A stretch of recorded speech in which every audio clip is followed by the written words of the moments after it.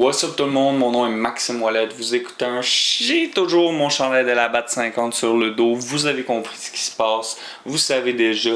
On se revoit tout de suite après la musique d'intro pour parler d'une pièce de théâtre, un roman et un essai. Tout ça commence direct là. Non, ben ça commence pas là, mais ça commence après la musique d'intro qui elle commence là.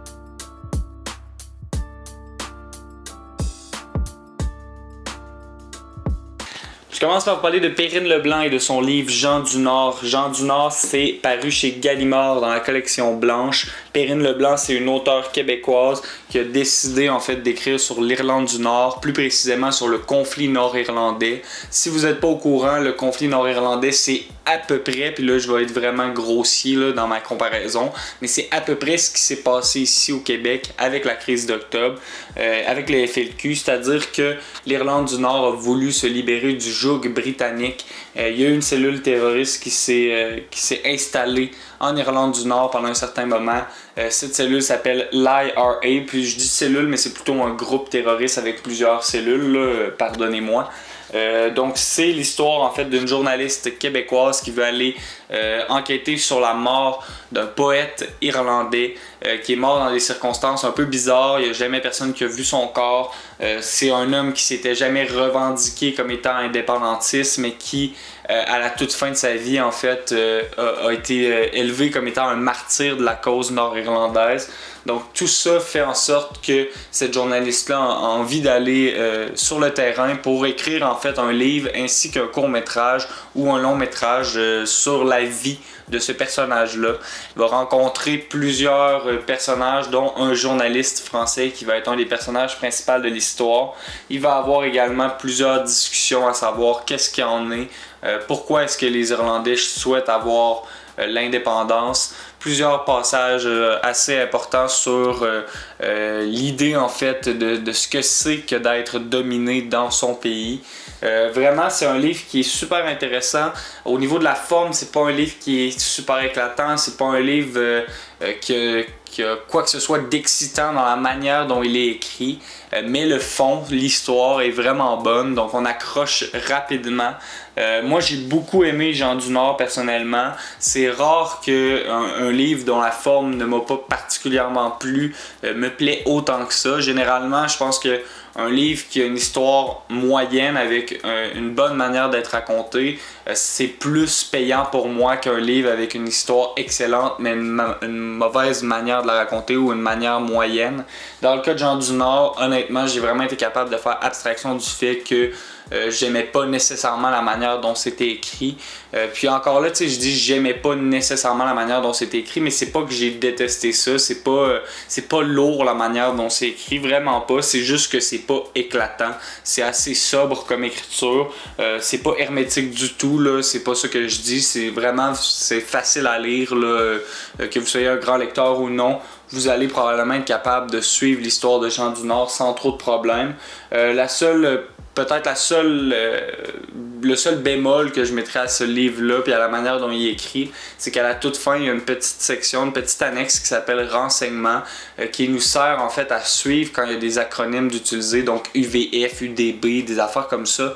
Personnellement, j'aurais mis des notes de bas de page. Je pense que ça aurait été plus pratique que d'avoir à toutes les fois aller à la toute fin du livre. C'est le seul bémol que j'ai. Sinon, c'est assez bon. Je connaissais la base du conflit nord-irlandais, donc Bobby Sands, etc. Ça rentre plus en profondeur que ça, sans rentrer complètement en profondeur. Donc, si vous cherchez un livre qui va vous en dire plus que ce que vous savez déjà sur le conflit nord-irlandais, ce livre-là est peut-être pas pour vous. Si par contre c'est un conflit que vous connaissez pas du tout puis que vous voulez vous informer puis avoir des bases assez solides pour pouvoir comprendre le conflit puis pouvoir en discuter, Jean du Nord s'adresse à vous. Je dirais que c'est dans les bons livres que j'ai lus cette année. Ça m'a agréablement surpris. Donc je vous conseille le livre de Perrine Leblanc, Jean du Nord. Je pense pas que vous allez être déçus avec ce livre-là.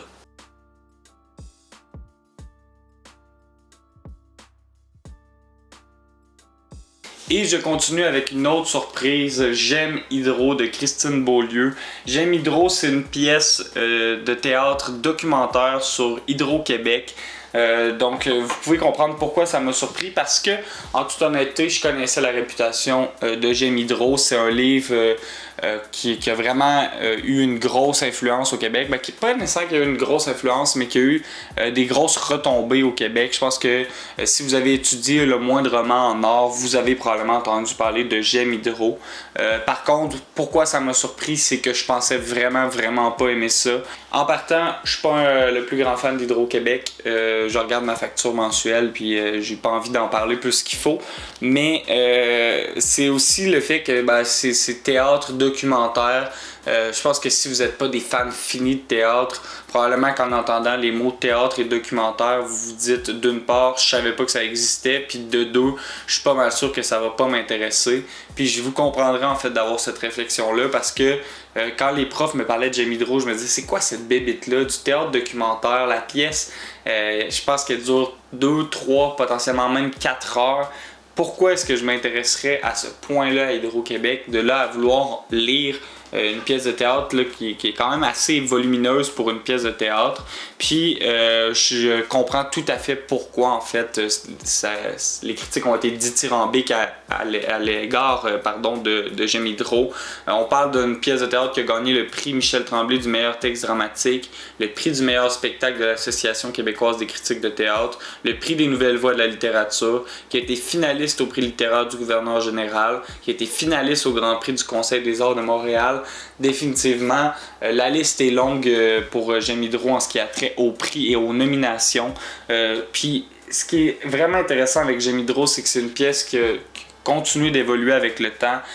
Entre les mains, j'ai une nouvelle édition qui a été augmentée, donc il y a un petit peu plus de contenu que dans les premières éditions, parce que le gouvernement de la CAQ a passé puis a décidé de changer les politiques énergétiques. Donc Christine Beaulieu est retournée sur le terrain, a réécrit un petit passage. J'ai beaucoup aimé la forme de la pièce de théâtre, c'est un peu méta. On voit les réflexions derrière la pièce. Pourquoi est-ce que J'aime Hydro s'appelle J'aime Hydro? C'est mentionné dans une discussion à un certain moment, justement, quand la pièce s'arrêterait normalement. Christine Beaulieu le mentionne, puis elle vient nous expliquer en fait pourquoi est-ce qu'il y a un dernier chapitre. C'est ce que je viens de vous expliquer par rapport à la CAQ et à sa nouvelle politique énergétique.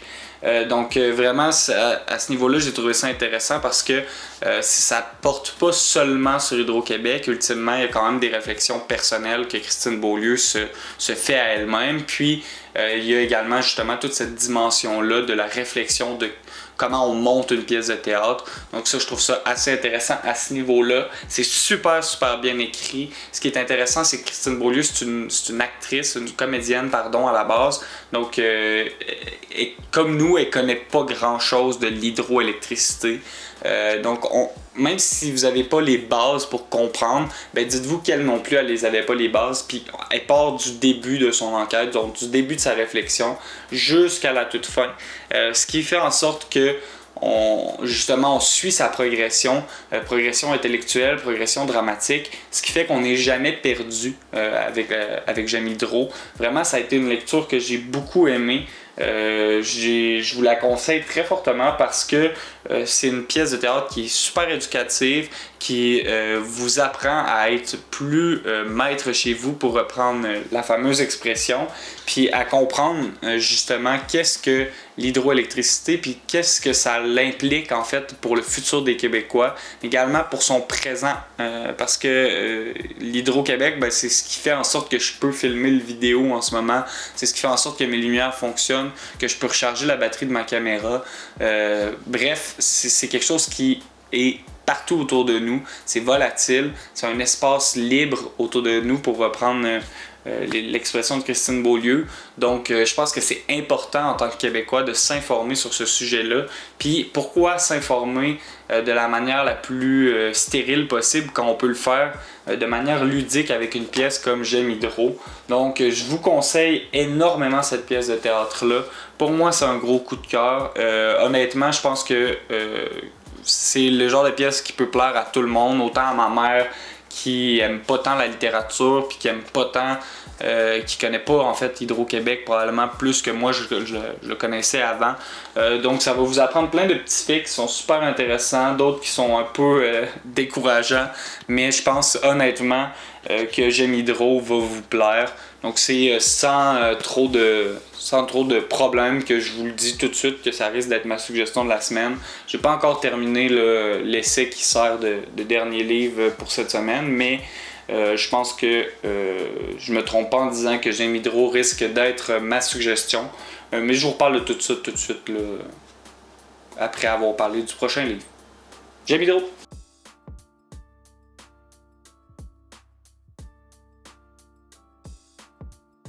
Et je termine ça en vous parlant d'Alain Deneau et de son essai politique de l'extrême centre. C'est paru chez Luxe, c'est une collection, une maison d'édition, je suis pas certain, avec laquelle généralement vous vous trompez pas.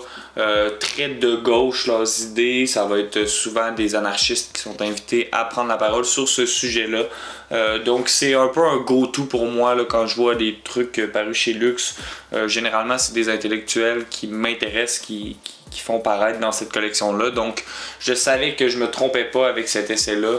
Alain Deneau est très connu également. C'est un de nos plus grands philosophes au Québec.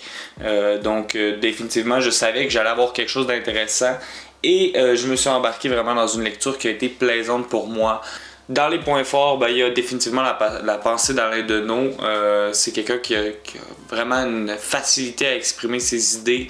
Je trouve ça super intéressant ce qu'il avance comme idée, en fait, justement, qu'il y a plusieurs modèles libéraux, qu'il y a plusieurs droites.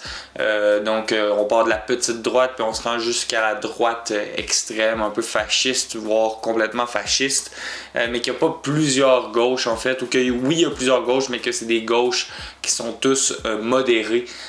Donc c'est d'ailleurs avec une invitation à la radicalisation que Alain Deneau termine cet essai-là. Je pense que ce qu'il exprime, c'est le désir de voir une gauche plus forte, plus en fait plus à gauche tout simplement, parce que même selon ses idées, les gauches qui existent présentement sont en fait des gens de centre-droite. Il n'y a pas vraiment de gauche existante selon lui. Est-ce que c'est seulement au Québec ou également en France? Je pense que c'est un peu des deux. Il parle du modèle français, il parle du modèle des États-Unis également. Donc définitivement, je pense que ce qu'il essaye de nous dire, c'est que all over the world, il n'y a pas de gauche présentement. Puis il nous sort plusieurs exemples et plusieurs raisons du pourquoi il pense ça. Du moins, c'est ce que je crois avoir compris de cet essai-là. Et j'en arrive à mes notes plus négatives. C'est que je pense que c'est un essai qui est très étanche. C'est pas quelque chose qui s'adresse à tout le monde. Puis pourtant, je pense que ce genre d'essai-là devrait s'adresser au plus de gens possible, être capable d'être compris par le plus de gens possible. Je comprends que les idées d'Alain Deneau sont des idées qui ne s'expliquent pas facilement avec les mots de tous les jours. Je pense que c'est des idées très arrêtées, donc il faut qu'il y ait des mots qui sont super concis, des mots très précis en fait pour venir nous expliquer qu'est-ce que la pensée d'Alain Deneau. Mais je pense que quand même il y aurait moyen peut-être de rendre ça un petit peu plus accessible parce que ça reste un essai assez court, mais un essai qui va vous prendre du temps à lire si vous décidez de le lire. Mais malgré le fait que ce soit étanche, c'est super clair. C'est pas trop étanche non plus là. Je pense que justement il y a quand même un juste milieu qui a été trouvé par Alain Deneau. Il s'explique clairement. Mais je pense que ça aurait pu être peut-être un petit peu plus accessible. Peut-être que c'est moi qui est trop imbécile pour comprendre. Mais en fait, j'ai compris. Là, je suis pas en train de dire que j'ai pas compris. C'est plus le fait que... Hey, dites-moi pas que j'ai pas compris. Mais c'est plus le fait justement que je pense que ça aurait pu être peut-être un peu moins un casse-tête à comprendre. Après, c'est peut-être juste une question de contexte aussi. Je l'ai pas lu nécessairement toujours dans le meilleur contexte. Je pense qu'en pause au travail, c'est peut-être pas l'endroit pour lire des des essais politiques. Mais définitivement, j'ai beaucoup aimé Politique de l'extrême centre. Je pense que les points positifs sont assez importants pour overthrow les quelques petits points négatifs. Néanmoins, c'est pas ma suggestion de la semaine. Ma suggestion de la semaine, c'est J'aime Hydro. Justement parce que, comme je l'ai mentionné, je pense que Christine Beaulieu était néophyte en la question de l'Hydro-Québec. Puis elle nous amène dans son parcours, donc elle nous amène à comprendre comme elle a compris. Alors qu'Alain Deneau peut-être nous entraîne dans un univers où est-ce que c'est déjà assimilé, les idées qu'il a en tête sont déjà très précises, il les a réfléchi longtemps, puis il faut embarquer dans le bateau avec lui. Donc à ce niveau-là, j'ai aimé mieux J'aime Hydro que Politique de l'extrême centre, mais honnêtement, je vous conseille mes trois lectures de la semaine parce que Jean du Nord était très bon aussi. J'aime Hydro, c'était excellent. Politique de l'extrême centre, c'était excellent également. Donc on se revoit la semaine prochaine. Je suis désolé, là, je suis pas super enthousiaste, je fais pas super bien aujourd'hui. Ça, c'est ma petite confidence de la semaine. En attendant, je vous souhaite de bonnes lectures, une bonne semaine. Mon nom est Maxime Ouellette. Vous avez un shit qui existe. Peace out.